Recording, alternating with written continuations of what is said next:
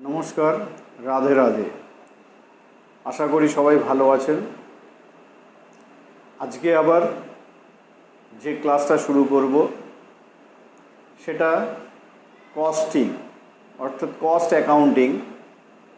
এটা ক্লাস 11 যারা BCom second same বা বিকমে যাদের ফিনান্সে অনার্স আছে তাদের কস্টিং, যারা মার্কেটিং অনার্স আছে তাদের কস্টিং, যারা নেতাজি সুভাষ ওপেন ইউনিভার্সিটিতে আছে তাদের যে 5 নম্বর পেপারটা আছে ইসিও 5 নম্বর পেপার, সেই পেপারটার মধ্যেও এই কস্টিংটা রয়েছে। আমরা যে চ্যাপ্টারটা করছি সেই চ্যাপ্টারটার নাম হচ্ছে মেটেরিয়াল কন্ট্রোল, কস্ট অ্যাকাউন্টিং, পরিব্যয় হিসাব নিকাশ করা। যে কোনো একটি উৎপাদনকারী প্রতিষ্ঠান, সেই প্রতিষ্ঠানটা তার যে উৎপাদিত দ্রব্য সেই দ্রব্যটার তাকে উৎপাদন মূল্য নির্ধারণ করতে হয় প্রথম। এই উৎপাদন মূল্য নির্ধারণ করতে না পারলে সে বিক্রয় মূল্য নির্ধারণ করতে পারবে না, তাই তাকে প্রথম উৎপাদন মূল্য নির্ণয় করতে হয়। এখন এই উৎপাদন মূল্য নির্ণয় করতে গেলে এই উৎপাদন মূল্যের ভেতরে অনেক কিছু খরচ থাকে। সেই খরচগুলোকে আমরা আলাদা আলাদা বিভাগে ভাগ করে যখন আমরা কোনো শিট তৈরি করি তাকে আমরা যেমন কস্ট শিট বলেছি, তো সেই কস্ট শিটের মধ্যে এই খরচগুলোকে আলাদা আলাদাভাবে ভাগ করা হয়েছে। তো প্রথম আমাদের যে খরচের যে হেডটা আমরা করেছি তাকে আমরা বলছি র মেটেরিয়াল কনজিউমড। সেই র মেটেরিয়াল কনজিউমডের মধ্যে যেমন আমাদের থাকে কি opening stock, purchase, return, carriage inward, যাবতীয়। এখন আমরা এই যে র মেটেরিয়ালস যখন আমরা পারচেজ করি, কিনি, তো সেই কেনার সময় কিছু কিছু জিনিস থাকে। সেই জিনিসগুলো আমাদের মাথার মধ্যে খুব ভালো করে রাখতে হয়। একটা উৎপাদনকারী প্রতিষ্ঠান, সেই প্রতিষ্ঠান তো একবারে সমস্ত জিনিস উৎপাদন করে ফেলতে পারে না, তার জন্য তাকে ধাপে ধাপে ধাপে ধাপে তৈরি করতে হয় আর ধাপে ধাপে বিক্রি করতে হয়। এই যে ধাপে ধাপে যে আমি উৎপাদন করব তার জন্য আমার যে জিনিসগুলো প্রয়োজন হবে তার প্রথম হচ্ছে এই কাঁচা মাল। তো এই কাঁচামালগুলোকে আমাকে প্রথমে সংগ্রহ করতে হয় এবং সেগুলোকে স্টোর করতে, জমা করতে হয়।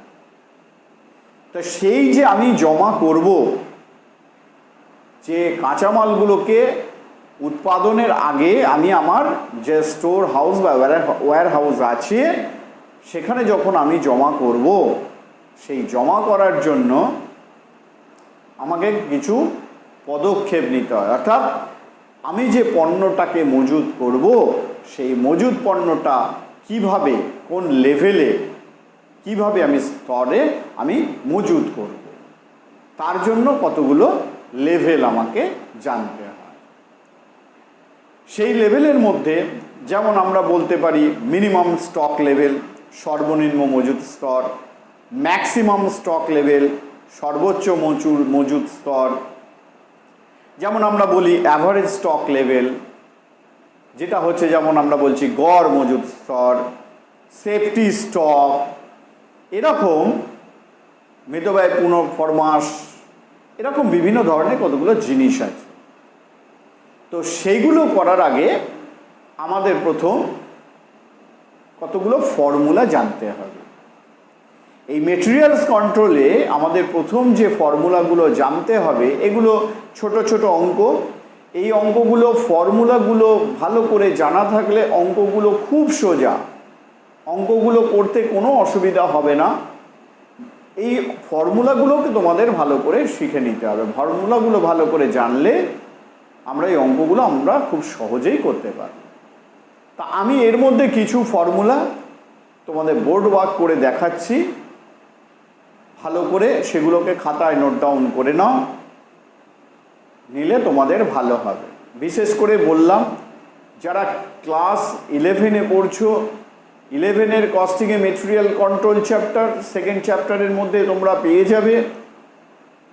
যারা ফিনান্সে অনার্স আছে তাদের যে কস্টিং যে অনার্স পেপার আছে, সেই অনার্স পেপার বা জেনারেল যারা আছে তাদের যে কস্টিং আছে, এনএসইউতে যারা আছে তাদের যে সেকেন্ড ইয়ারে যে ইসিও 5 বলে যে পেপারটা আছে সেই পেপারের মধ্যে কস্টিং আছে, তারা সবাই এই জিনিসগুলোকে দেখতে পারে। বারবার বলছি, এগুলো পড়ার জন্যই আমি তোমাদের, যাতে তোমরা বিষয়ের ওপরে একটু মানে সাহায্য পাও, তোমরা যাতে তোমাদের কাছে পড়তে সুবিধা হয়, সেই জন্য আমি চেষ্টা করছি। তোমরা জিনিসগুলোকে ভালো করে দেখো, পছন্দ করো, আমি চাই তোমাদের ভালো হোক, তোমরা করো। তাহলে দেখো, এই যে চ্যাপ্টারের যে অঙ্কগুলো আমরা করব, সেই অঙ্কগুলোর কিছু ফর্মুলা আমি বোর্ড ওয়ার্ক করে দিচ্ছি। পারলে আমি একটা অঙ্ক করে দেখাচ্ছি। প্রথম কস্টিং, সেটা করছি কস্ট অ্যাকাউন্টিং মেটেরিয়াল কন্ট্রোল। এই মেটেরিয়াল কন্ট্রোলের মধ্যে যে আমরা অঙ্কগুলো করব তার ফর্মুলাগুলো প্রথম যেমন লিখলাম, ধরো EOQ মিতব্যয়ী ফরমাসের পরিমাণ, অর্ডারকে আমরা বাংলায় বলি ফরমাস, সেই ফরমাসের পরিমাণ অর্থাৎ আমরা যখন কাঁচামাল মজুত করব, সেই মজুত করার সময় একটা অর্ডারে আমি কতটুকু মাল বা কতটুকু দ্রব্য যে অর্ডার আমি করব সেটার পরিমাণ আমাকে নির্ধারণ করতে হয়। সেইটা আমি কি করে নির্ধারণ করতে পারবো? সেটার জন্য আমাদের এইটা হচ্ছে ইকোনমিক অর্ডার কোয়ান্টিটি।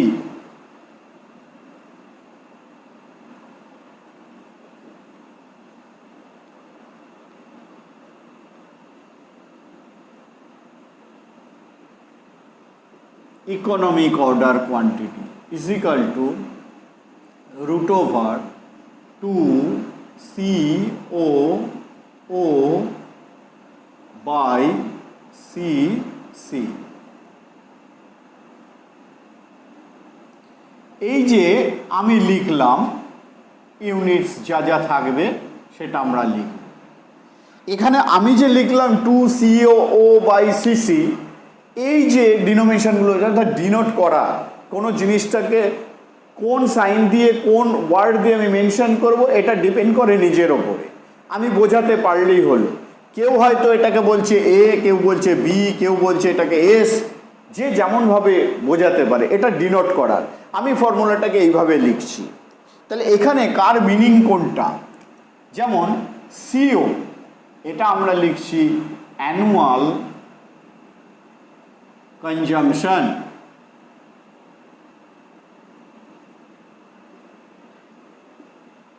বা আমরা বলি অ্যানুয়াল ডিমান্ড।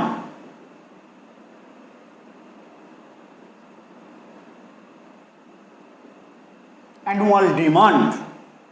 নেক্সট, এখানে যেটা আমরা এই ওটা ডিনোট করছি অর্ডারিং কস্ট।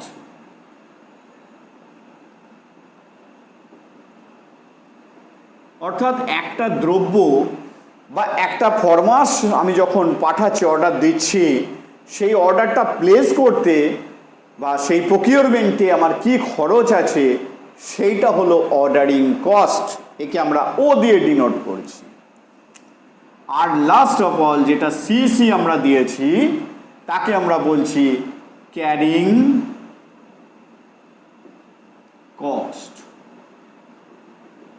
এই যে একটা বছর বা একটা সময় ধরে, যে আমি যতটা সময় ধরে আমার স্টকটাকে ধরে রাখবো, তার জন্য আমার যা খরচ আছে সেটাকে আমরা বলছি ক্যারিং কস্ট। তাহলে এইটা দিয়ে, এই ফর্মুলাটা দিয়ে আমরা এই ইকোনমিক অর্ডার কোয়ান্টিটি বা ইওকিউ এটা আমরা বার করতে পারি। নেক্সট 2 নম্বর, রিঅর্ডার। এটাকে আমরা এই ইওকিউটাকে আমরা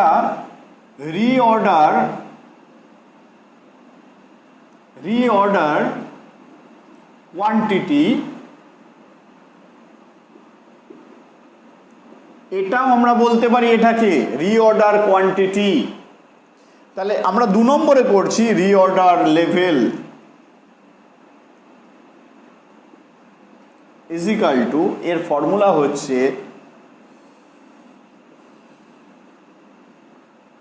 maximum usage into maximum period. এইটা হলো এর ফর্মুলা। আমরা যে কোনো প্রবলেম যেটা থাকবে বা সাম যেটা থাকবে সেখানে আমরা খুঁজবো যে কোথায় দেওয়া আছে আমাকে ম্যাক্সিমাম ইউসেজ আর ম্যাক্সিমাম পিরিয়ডটা কত আছে, এই দুটোকে মাল্টিপ্লাই করলে আমাদের এই রিঅর্ডার লেভেল বেরিয়ে যাবে। Next minimum level.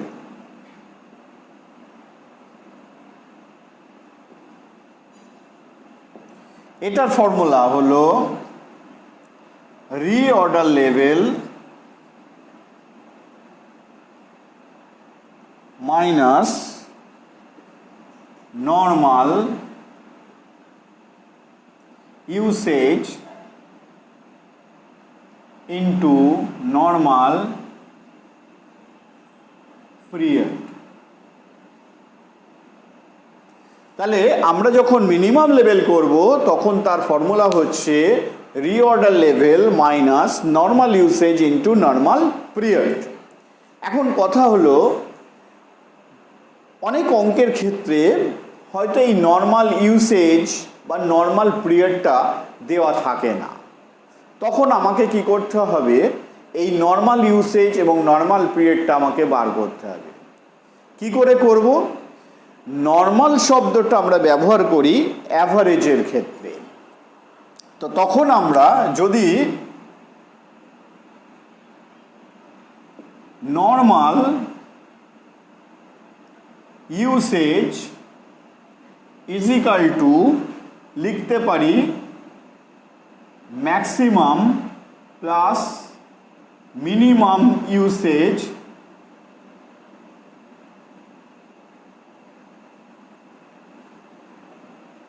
বাই 2।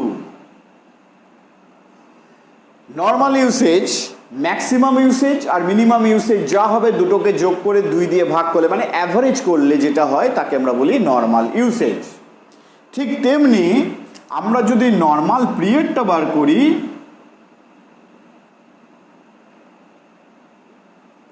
সেক্ষেত্রে সেই আমরা লিখব maximum plus minimum period divided by 2। তাহলে আমাদের বেরিয়ে যাবে নর্মাল পিরিয়ড। তাহলে আমরা তখন কোশ্চেন থেকে আগে রিঅর্ডার লেভেল তো আগে আমরা বার করেছি, এখান থেকে এইটা ফর্মুলা দিয়ে এই রিঅর্ডার লেভেলটা বসাবো, বসিয়ে মাইনাস নর্মাল ইউসেজ কোশ্চেন থেকে খুঁজে নেব, যদি না দেওয়া থাকে তাহলে এইভাবে বার করে নেব, তারপরে নর্মাল পিরিয়ড খুঁজে নেব, যদি না দেওয়া থাকে এইভাবে বার করে নেব, দুটো মাল্টিপ্লাই করব, এটার থেকে এটা মাইনাস করলে আমাদের আনসার বেরিয়ে গেল। নেক্সট আমরা করব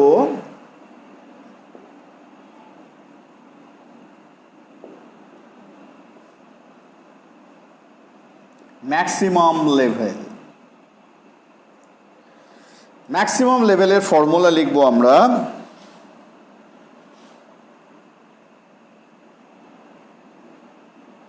reorder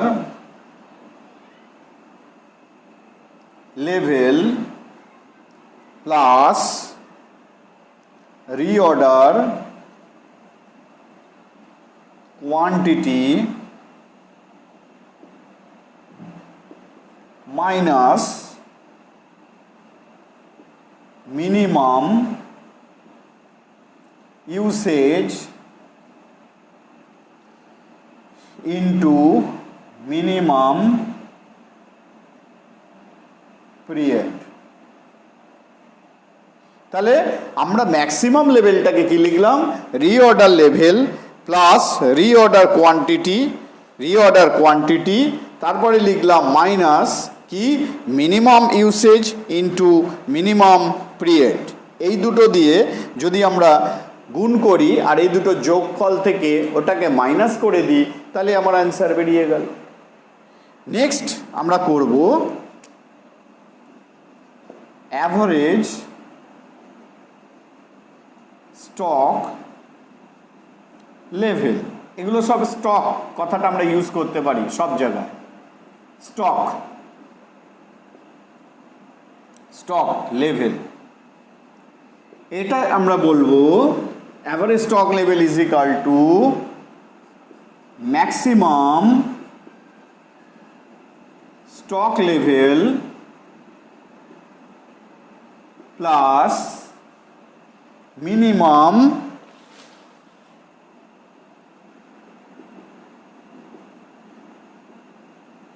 level stock, minimum stock level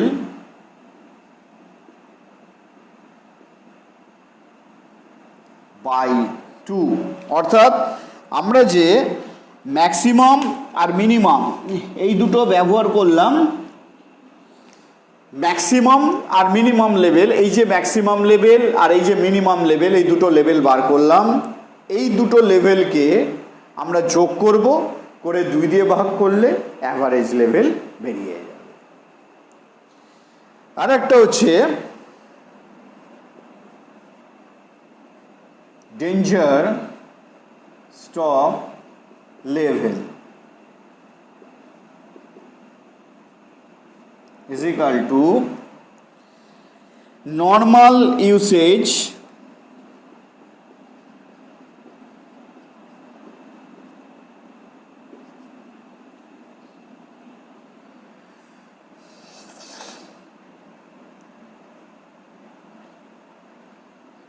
into urgent lead time।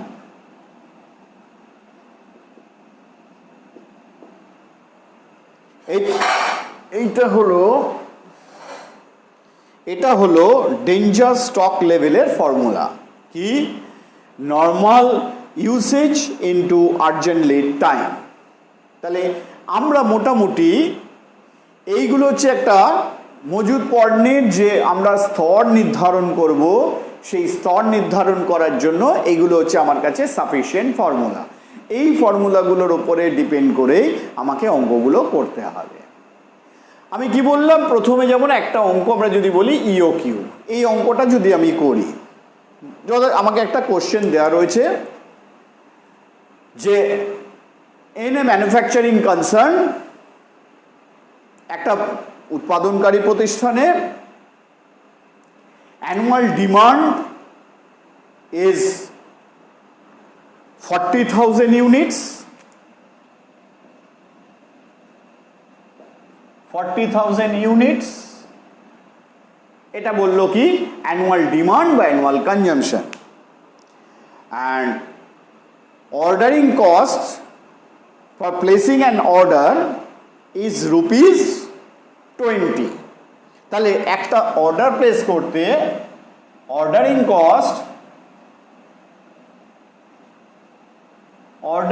Cost বললো কত? ₹20। অ্যানুয়াল কনজাম্পশন কত বললাম? Annual consumption is equal to 40,000 units. আর এই বাকি থাকলো ক্যারিং কস্ট। ক্যারিং কস্ট অনেক সময় কোশ্চেনে তোমাকে বলে দেওয়া থাকতে পারে, অথবা অনেক সময় এটা মেনশন করা থাকে না, ক্যালকুলেশন করে নিতে হয়। যেমন বললো ক্যারিং কস্ট ইজ 20%।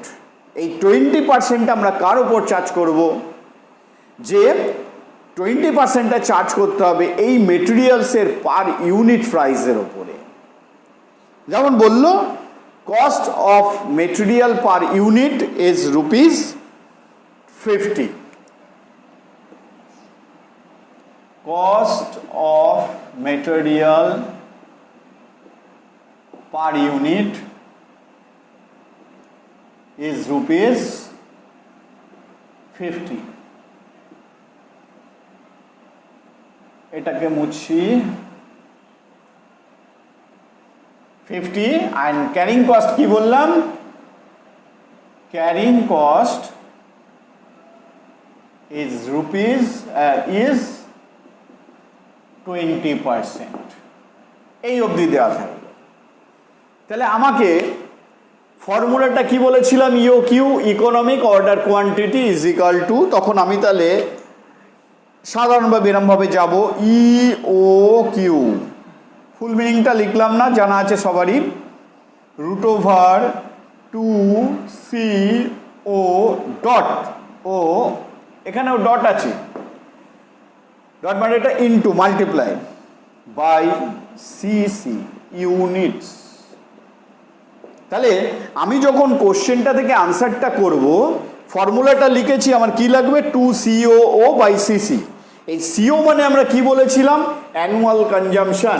এই যে অ্যানুয়াল কনজাম্পশন, এটাকে ডিনোট করে দিলাম সিও।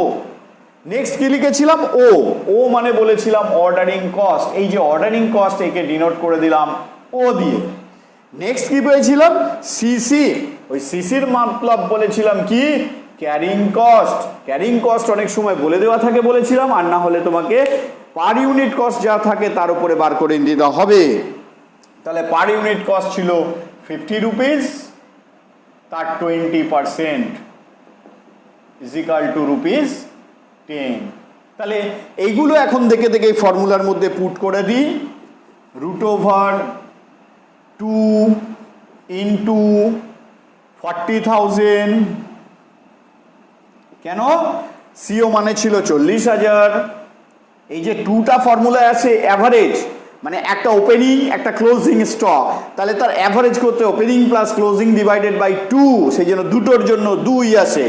তাহলে 2 ইন্টু কি বললাম, 40,000 হচ্ছে অ্যানুয়াল কনজাম্পশন, সেটা হলো বসালাম। এবার হচ্ছে ordering cost 20 rupees 20 by CC মানে বললাম, বার করেছি 10। এটাকে আমরা মাল্টিপ্লাই করব, করে রুট ওভার করব। যদি এরম ভাবে আসে,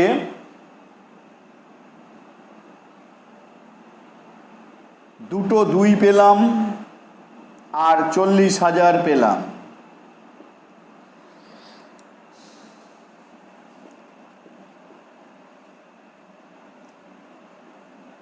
আমরা বর্গমূল করতে শিখেছি ছোটবেলা থেকে, দুটো 2 থাকলে একটা 2 বাইরে বেরোবে, ইন্টু, আর 40,000 যদি রুট করে এরমভাবে ছোট করে নিয়ে আমরা শিখেছি 200 বেরোবে। কেমন করে, পেছন থেকে জোড়া সংখ্যার মাথায় দাগ দিলাম, 4, 4-এর রুট হচ্ছে 2, আর এখানে 4টে শূন্যর বদলে 2টো শূন্য আসে, তাহলে হলো কত, 200। তাহলে গুণ করলে হলো 800 ইউনিট।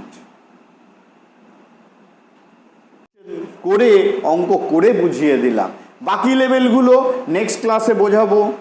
যাদের ভালো লাগছে আমার এই ভিডিওগুলো, তাদের কাছে আমি বারবার অনুরোধ করছি, ভালো করে জিনিসগুলো বারবার করে দেখো, ভালো করে জিনিসগুলো বোঝার চেষ্টা করো। যদি কারোর আলাদা করে দেখার বা পড়ার ইচ্ছা থাকে, তাহলে আমার সঙ্গে যোগাযোগ করতে পারো।